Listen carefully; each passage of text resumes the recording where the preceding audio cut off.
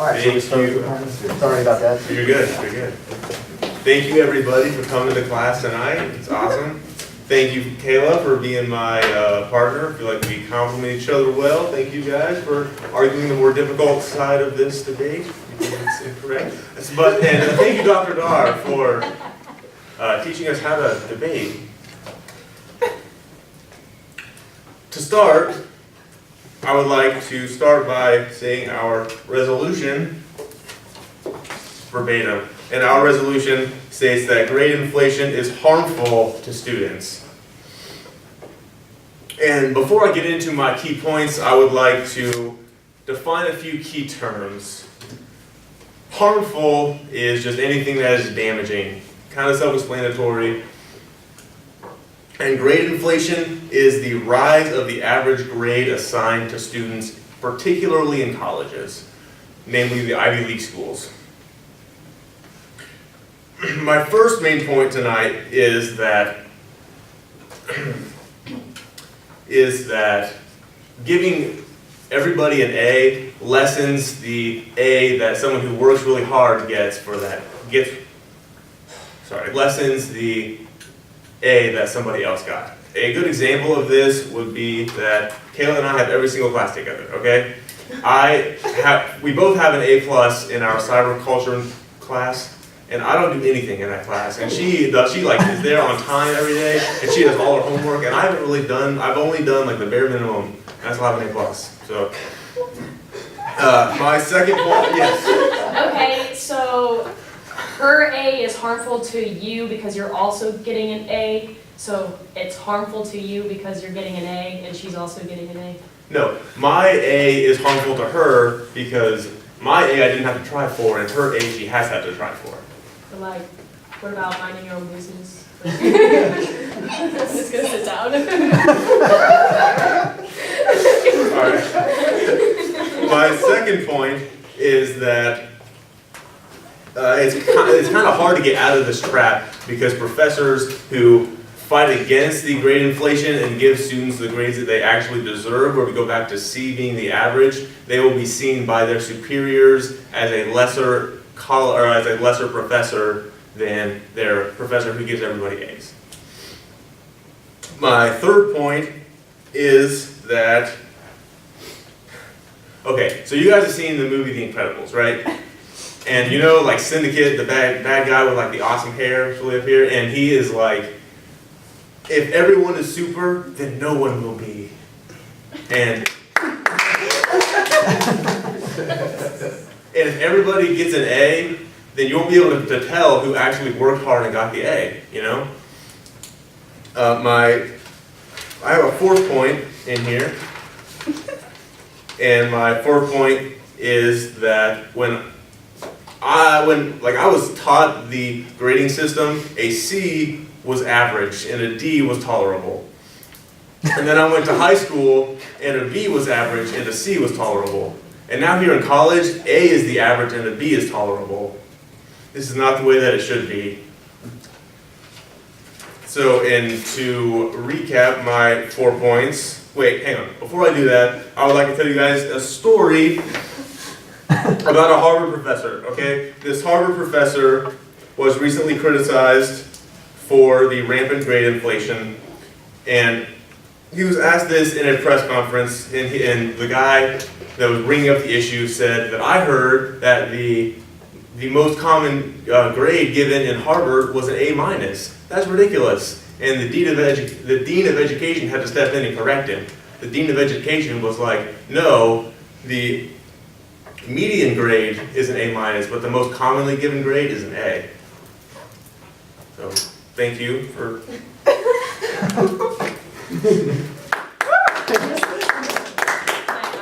If I missed one of their points, can I ask them what Nope.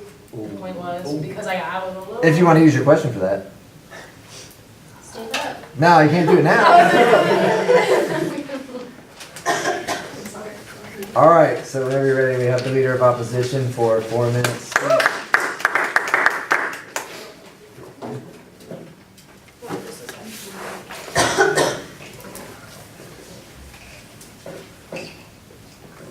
Okay, so I want to thank my partner for being my volunteer today, since my partner couldn't be here. I would also like to thank our opponents for being here to debate this with us today. I would like to thank the audience for taking time out of their day to come, and I would also like to thank the speaker for being so gracious.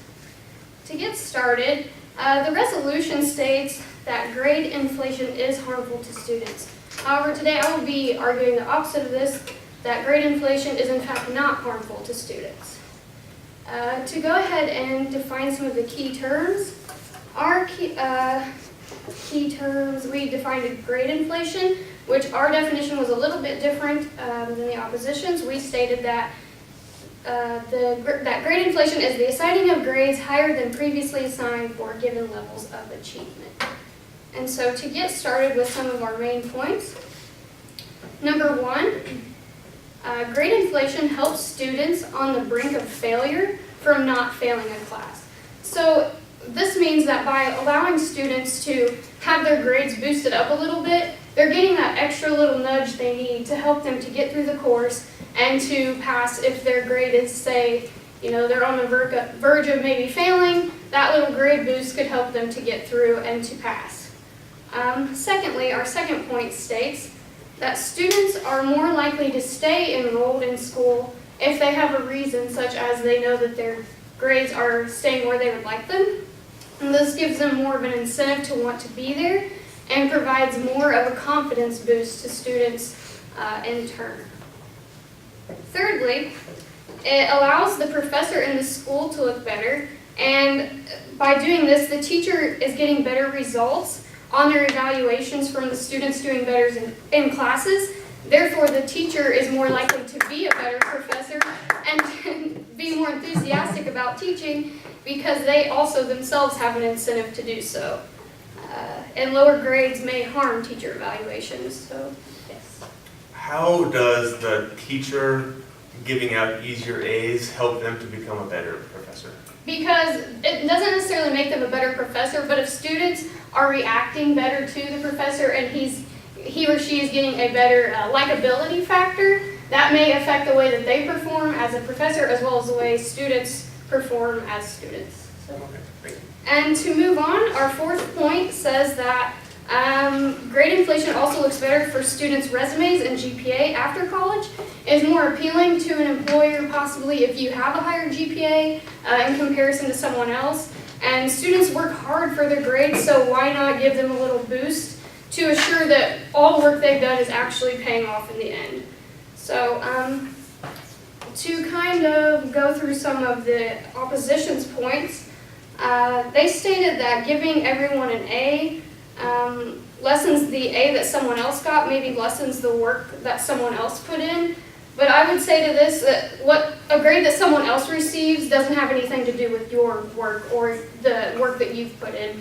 The grade that another student receives has nothing to do with the personal grade that you are receiving. So I think that argument is invalid. Secondly, professor giving, I'm not sure what that point was. Everyone getting an A, it won't be special anymore. However, just like I said, if your grade is something that you're earning, I don't see why it's relevant as to what other people think about that. So just to reiterate some of my own points, grade inflation is helpful to students on the brink of failure because it helps them to not fail and gives them an extra boost. Students are more likely to stay enrolled in school if they are earning better grades. It makes the professor look better, in turn allowing him, maybe he or she, more reason to want to perform better, and so the same for the student. And it looks better for the student's resume and GPA after college. So those are the points that I have. Thank you.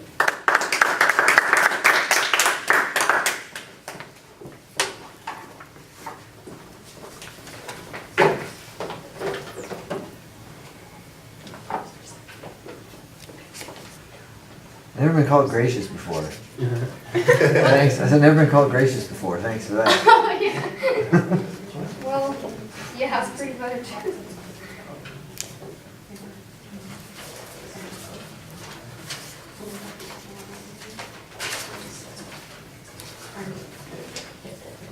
Oh, yeah, that's what I was trying. All right, looks like we're ready. So we now have the member of government, Kayla, for 4 minutes. All right, I'd like to thank my partner Alex for showing up somewhat on time. And I'd like to thank the opponents and the audience and Dr. Dar, the Speaker of the House. So, for what my opponents said, one of their first points, they said that it helps students not fail a class and when they're on like the verge of failing. To me, this reminds me of like the win-win scenario, and it's basically saying, oh, well, you try hard, you both get a good grade, and it's just like you're really close so that you can go on and you can get a better grade also. And I just, for one, think that that's really not fair. I work really hard in school and I want to get a good grade, and I think that if I work really hard, I should get a better grade than someone who doesn't, even if they are on the verge of failing, or even if they are like somewhat close of getting an A. I still think that if they did the work of a B+, that they should get a B+, not an A-. And they also said that more students will stay in school with good grades. And honestly, I'd rather learn the hard way than learn the easy way, than graduating college and not having any skills of knowing how to work hard and having more intelligence and everything like that. I'm going to college because I want to learn life skills. I want to learn new things about my major and everything. I don't want to just get by and just have a professor look at me and say, she tries hard and everything, she deserves this. I want to actually learn and try and gain a better self in school. Also, they said that a GPA looks good with stuff after college, and I agree with that, and that's why I think that trying hard in school and how grade inflation is harmful, because it favors those that don't have the good work skills versus us that do. And the other thing that I found that they really have a problem with is how she said a grade does have an effect on with someone trying hard than someone that does not try hard. I am trying to get into grad school, so I see school as a competition. That might not be a good thing, but I try hard in school and I study my butt off every week to get a good grade. I'm not trying to brag on myself, but I've gotten 4.0s all throughout my schooling because I want to get to grad school. I want to be that one that gets picked over the job versus someone that just got their way through it and just scooted their way through it but got a good grade. I want to show people that I can handle schooling and that I have better skills than somebody else that doesn't have them. And I think that it's better that you look at school as a competition rather than something to just scoot your way through. So to go over our main points, one of the first ones was it lessens grades of those who try to work hard in school, and also that professors use grade inflation for their students to have better grades, and so they can't go against that. The third one is if everyone makes higher grades, then, the third one is if everyone makes higher grades, then what's the competition in that? And the fourth one is it's made A an average grade.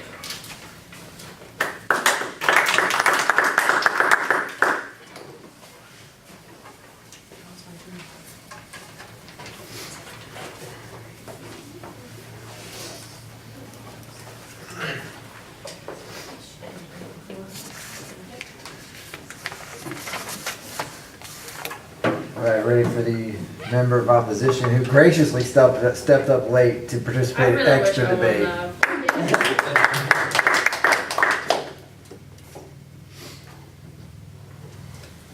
Alright, I just want to thank everyone, you guys, everyone. I guess it's just so basic, like thanks. Okay, to start off, refuting some of their points. One, they said it lessens someone else's A. Okay, but with what I'm doing, if I'm the one putting in all the hard work, if I'm doing it, then I'm going to get that A regardless. Like, that means I'm going to get it. It's like guaranteed for me. Who cares if Sally is half-assing it and she's not doing well and she's still getting an A, then when it's time for her to actually go into her major and for her to get a real job, she's not going to do very well, and you're going to excel over her anyway. So who cares if everyone's getting an A. If you earned it and you got that A, then good for you. Don't worry about somebody else's. In their third point, they said if everyone gets an A, then it won't be special, but jobs, when they're looking, they're not looking just for your grade. They're looking for everything else. They're looking for how many things you were involved in. They're not going to look through and, oh, in facts, they only got a B, and they're not going to like look through it and just decipher just on your grades. There's going to be a lot more things that go involved with that. And if you're doing internships and you're going out there and you're working that, being that A+ student, it's going to pay off for you eventually. Just to go over, yes? Okay, so you just said that how a person that you, for instance, works hard and somebody else does not work hard and you both get A's and you're going to be rewarded for that, but what if you both are applying for the same job and they end up getting the job? How do the employers know that you're the one that works hard for it and they didn't? They don't, but based off your qualifications, your other grades are probably going to also be better, because I doubt every teacher with every subject is going to do grade inflation. I'm sure your other classes you're going to get a B in, and they're going to get a D-. They're going to look over everything, not just that one class or just that one A that you got over somebody else. To go over our main points, it helps students that are failing. I agree with that, because if sometimes I don't get a bad grade because I didn't try hard enough, it's just that I truly didn't understand it. So if I'm not understanding something 100% correct, then maybe going over with the teacher saying, hey, I need some help, they'll help me and they'll boost my grade up just to kind of help me a little bit so I don't fail. I'm putting all that money in and I'm trying, but I'm just not competent enough, but they're going to help me be competent enough and they're going to give me that grade. 2, they're more likely to stay enrolled in school. I know for me, if I'm doing bad in something, I'm not going to want to stay there. I dread going to classes that I have a C in, because I'm like, dang, I have a C, like this is rough, this is hard. I'm most likely not, it's average, normal people are going to say, this is too hard, I have a C, like I'm not going to try as hard. But if they're getting a better grade, they're going to be more into it, they're going to be more willing to do participation and stuff because they're getting the better grade. Yes? Why would they be motivated by having a low grade? I'm motivated when I have a low grade to do better and want to better myself. And I'm opposite. When I have a low grade, I shut So down, I get it's hard, you scared. just give up? Sometimes. 3, it makes the professors in school look better. If your teacher is giving you a little easier grade, and because we all have those teachers that are really, really strict, and we normally really don't like it because they're just really strict, they have a hard policy, we're like, oh my gosh, like this paper is gonna get it, I'm gonna get an F because they're so hard on grading, versus the other teachers that are a little more lenient, they're a little more laissez-faire. They're just like, okay, well, like, we'll give you, it may have been a B-, but we'll give you the B+, we'll give you the A- because you're in this class, you're still coming, you know. It's just nice to have that the teacher-student relationship that people want. They want to be able to go to their teachers, and I know if I'm constantly being nagged on by a teacher, I'm going to be scared to go to them, and I'm going to be scared to ask for help because they're not, to me it doesn't seem like they are caring enough to give me the time of day. And 4, it looks good on your resume and GPA for when you go to apply for your other jobs. And I'm at 4 minutes, so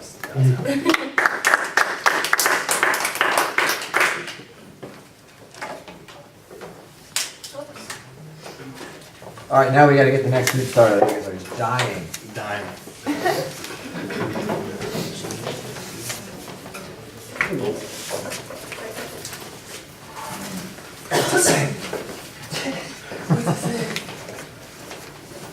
Oh, shoot.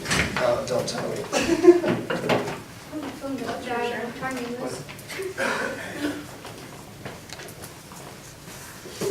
They sound disappointed. So that I should know, make so you I was happy. like, this must be good.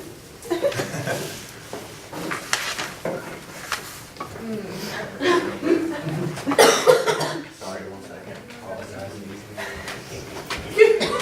Are we only doing 3 days today?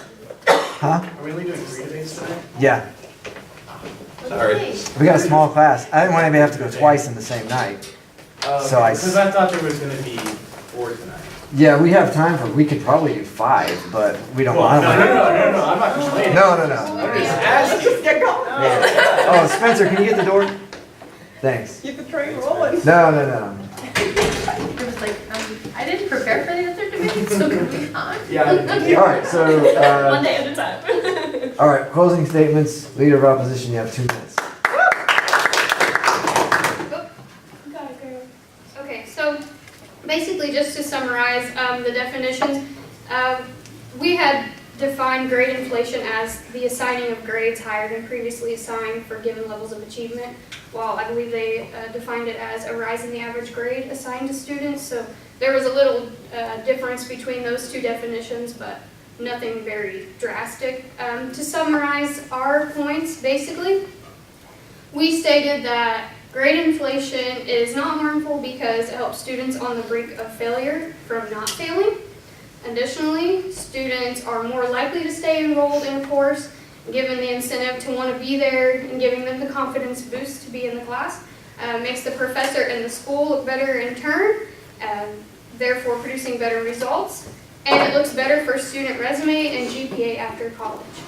And to kind of refute some of their points, they made the case that everyone gets an A if this were to be implemented, but basically personality is also a factor in after college and getting a job. So the fact that everyone receives an A doesn't always count. There are other factors into furthering yourself beyond college that should be taken into consideration. And making A an average grade, well, students should try to stand out in their own way on top of, if everyone in your class made the same grade, what is it that stands out about you? So those two things really stood out to me as kind of flawed arguments. So basically, we have won because we've proven our points that grade inflation is in fact helpful rather than harmful in allowing students to be the best that they can and to finish school strong and to make something of themselves afterwards. So thank you very much.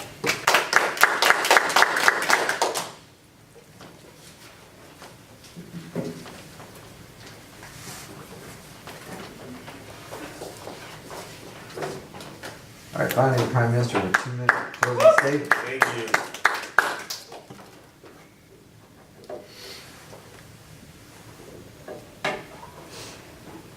All right, I would like to explain why we win this debate. But first, before I do that, I would like to say that in an interview, you win, okay, so like in an interview, it's decided whether or not you're hired in the first 15 seconds. I'm sure you guys have heard that alarming statistic before. And if you can talk good, you can talk well, talk good, you can't talk good. If you can talk well, you can have a lot of bark, but you have no bite, you have no knowledge to back it up, then you're going to get the job. And the guy who actually has the knowledge, who would have gotten the A, is not going to get the job.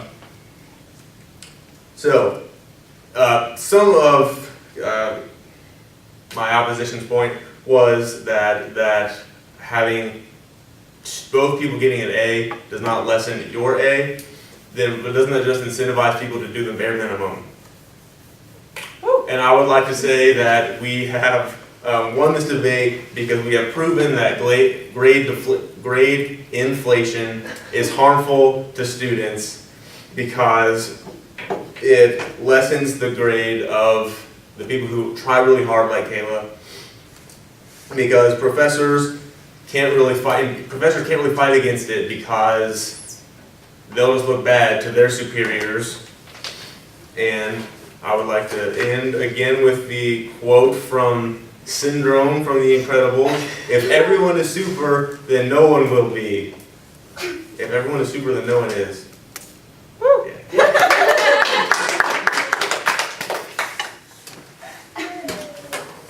Good job, guys.